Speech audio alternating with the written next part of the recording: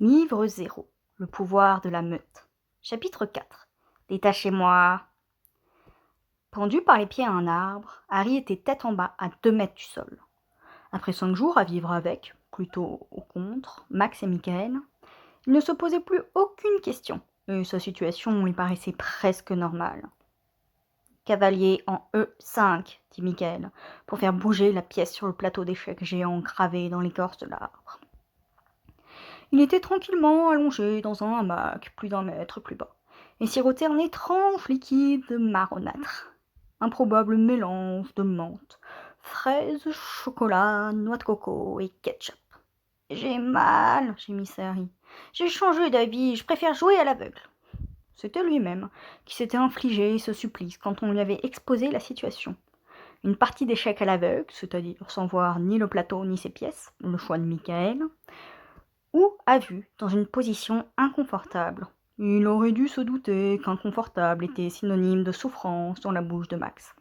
« Tu vas arrêter de te plaindre, » grogna Max. « J'ai mal ceci, j'ai bobo cela, c'est trop injuste, je veux mon doudou sniff. » Il n'avait pas gagné le moindre point depuis le début du test, et devait obligatoirement remonter la pente avant la fin de la 2e semaine, sinon il était disqualifié d'office.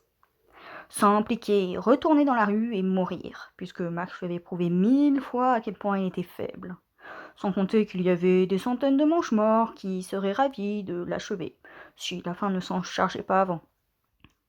Ça ne suffisait pas d'être Harry sans famille, il fallait aussi être recherché par des tarés avides de son sang.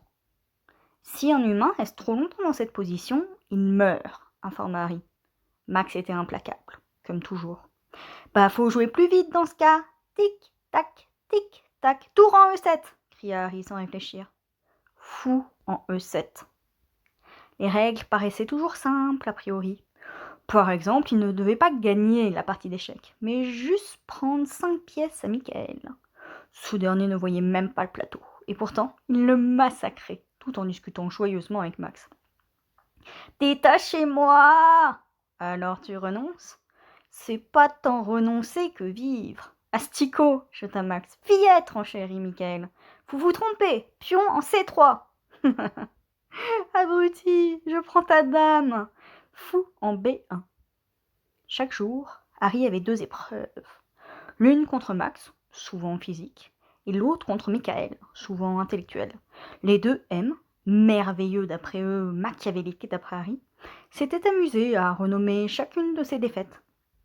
L'escrime, frapper Harry avec une épée et lui poter le cul. Les jeux vidéo, plaquer le personnage d'Harry dans un coin et le mitrailler de petites attaques rapides et faibles pour faire durer le massacre. La boxe, assommer Harry et lui péter les dents. Programmation informatique. Ha ha ha ha, Harry ne sait pas compter. L'escalade. Jeter Harry du haut d'un arbre. Et recommencer. Trivial poursuite version sorcier. Ha ha ha, Harry n'y connaît rien en culture sorcière. Judo. Plaquer Harry au sol et casser ses lunettes. De toutes les manières, elles étaient moches. Combat de robots. Défoncer la crevette en plastique mécanisée codée par Harry en 2 coups et le faire courir des heures pour fuir un robot offensif, paramétré pour tuer. Tir à l'arc, tirer des flèches enflammées sur Harry et faire griller des marshmallows sur son corps en feu. Harry craignait fortement les noms qu'ils allaient trouver pour la partie d'échecs du matin et le jeu de loi de l'après-midi. En tout cas, il était rassuré de ne pas devoir encore affronter Max à un sport. Peut-être allait-il gagner son premier point ? « J'abandonne » souffla Harry, avant de perdre connaissance. Son corps pendouillait mollement au bout de la corde ensorcelée. « Oh !»« Ah bah bravo, tu l'as tué » hurla Max. « C'est toi qui le frappes toujours jusqu'au sang. Ça l'endurcit. C'est moi qui nettoie, et je te jure que j'ai jamais vu autant d'hémoglobine qu'après le judo de jeudi. Hier, il a pas saigné. J'ai pas dû cogner assez fort, songea Max. Hier, il était complètement cramé. On aurait pu faire une brochette avec la viande de son bras. Il n'y a pas de viande sur son corps d'asticot.